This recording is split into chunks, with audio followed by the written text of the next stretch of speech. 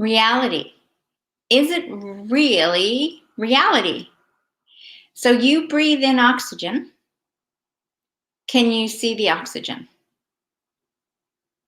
Is the oxygen real? Do you even know that it really is oxygen? You might think, well, those are all really silly questions, but where did you learn about oxygen? That when you breathe in, this is oxygen, and this oxygen fills your lungs, and it gives, carbon dioxide is released. We learned that. We believed that. We were taught it. It must be true. We went to school to learn these things.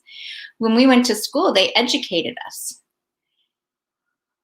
And it became the truth, right? We built our house on these beliefs from kindergarten all the way through. Our parents taught us what they taught us. Everybody did the best they could with what they knew. Okay, that's the key one. For any of us that have been on a personal development, spiritual journey, wanting to become a better person, that phrase, they did the best they could with what they knew, is something that most people have had to repeat over and over again, as if they've had to look back at their life and go, okay, that happened, but they did the best they could with what they knew.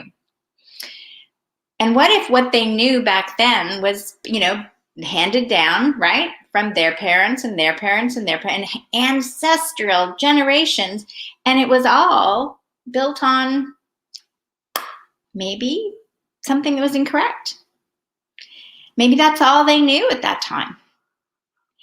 And if you look at some of the great discoveries, like when they went from, let's say, the earth is flat to the earth is round, and I know some people still say the earth is flat, so I'm just going to use that as the example. I'm just using it as an example, and if it's triggering you, please know that I'm using it as an example and never that it's a what so. So we have been given images, we have been told that it's round, and yet some people still will give all the evidence that it's flat. And because those people are in the minority of what everybody that's been schooled, we obviously think they're, misguided. And we've done that as all over in everything, right? The minority usually is the one that gets picked on. The minority is never looked at, for the most part, in the beginning. They are completely ridiculed because they are the minority. So what do they know? Right? It's like when the whites came in and took over North America, right? They were very, let's say, righteous and brought their ways of being. And the indigenous people that were all here assumed, in one respect, that they would be co-creative and want to share resources, and because that was their mentality. Completely different mentalities. Well, one was about winner take all, pretty much, and the other one was, like, I'm right, you're wrong, and the other one was like, let's co-create and share together. Well, that didn't quite work. And again, that might not be your perception. My point here is that most of what any of us have ever been taught is somebody else's belief. I was speaking with someone yesterday at our little worldwide demonstration. If you missed that, worldwide there were demonstrations going on, standing up for freedom, standing up for the right that everybody has the ability to choose what they wish to choose, and that's okay. Even though why I got on here is I just saw the media. The media is reporting it completely different than my experience. And I was in touch with many people in different places in the world. And that's what makes me laugh, because once upon a time, I went to the media. I listened on TV, I read in the newspapers, and whatever they said, I took that as truth.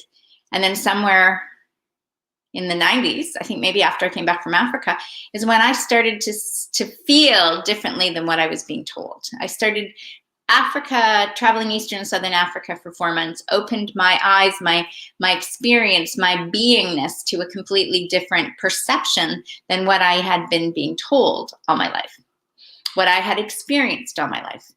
And that began my process of, being discombobulated, right? Feeling one thing, thinking another, and wanting to fit, I used to say, like the square peg in the round hole. How does that all work? And sometimes you just gotta, everything breaks down in order for there to be breakthrough. So is your reality really reality? Like, are you so focused on the external, like my hand hitting here, or are you focused on the gap, the space between where my hands are, right? Are you focused on this area around me? Are you focused on what you can't see, that you don't even know that's going on?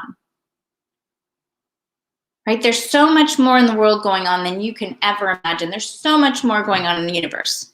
That's why astrophysicists, they know, well, I'll be generous. They'll say they know 20% of the universe because they say it's dark matter, dark energy.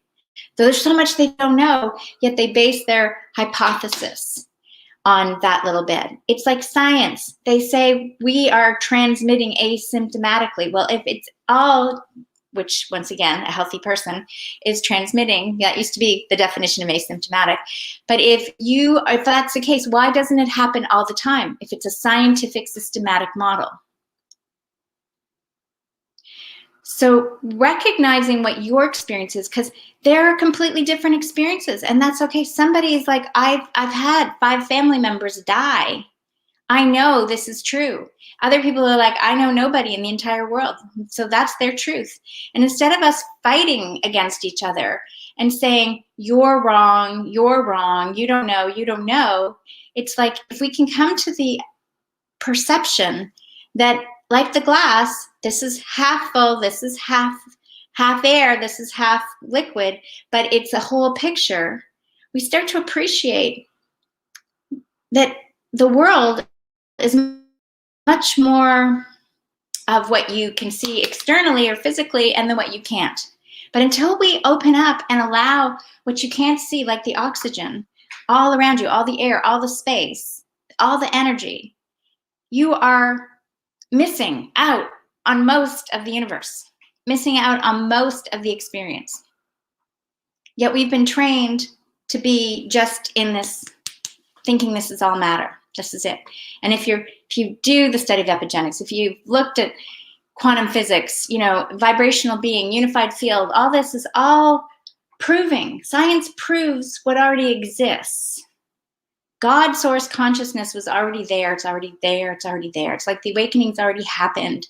And then you're having a story about how that process is. It's like science is now proving. That's why science is about asking questions. They ask questions and they ask questions. And that's what so many scientists and doctors are kind of like going, shaking their head. They're going, they never understood, because from the beginning, as one guy said, when they heard about the pandemic, he's like, oh my gosh, this is like our Super Bowl, right? This is the big thing. We get to participate in this. We get to find ways of healing this and, doing this. So as much as he was scared, it was like, this is going to be a great experience. And then it wasn't that quite experience in the same way. And he noticed how scientists were getting censored and doctors were getting censored, because the dialogue has always been the same. And science is never about keeping the dialogue the same, because they're always looking for new ways of looking at things. They're always looking at what they don't know that they don't know. That's where inner guidance leads you. You don't know that you don't know, and then you discover an answer. So, yeah. For me, that was it. When I just saw that, I went to, someone said, you should Google, and I'm like, there is nothing. There was one little article that was so discorrect about all the demonstrations, all the thousands upon thousands of people that came together in over 100 countries. Yet, if you're only looking at the media for that answer or for that experience, you are missing it, and you're only hearing it from their perspective. So start to listen to those maybe that aren't in your inner circle, just to see how that feels. Sometimes it's really uncomfortable, because sometimes I know I had to look really deep into myself to start to question, ooh, gosh, that means I was one of those judger people, right? I was one of those righteous people. Yeah. I've had multiple hats on in my life.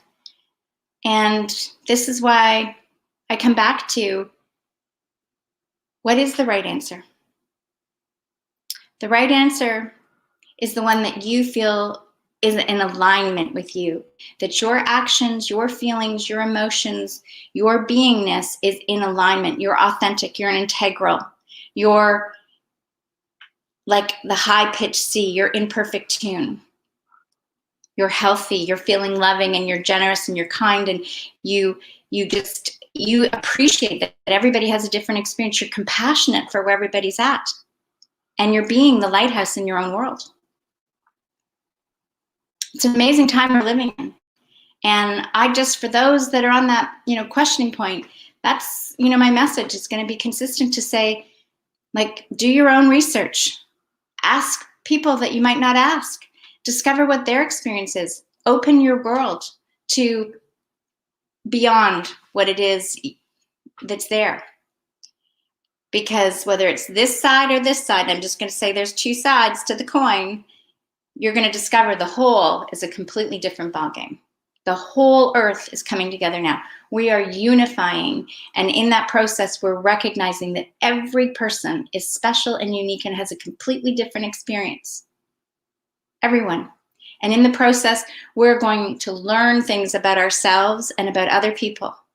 And we're going to help them wake up from the hypnosis. Everybody's had a bit of that. And that's why we call it, in a sense, awake, whether you sleep. People have been hypnotized. They don't even know what they're doing. There's so much in habits.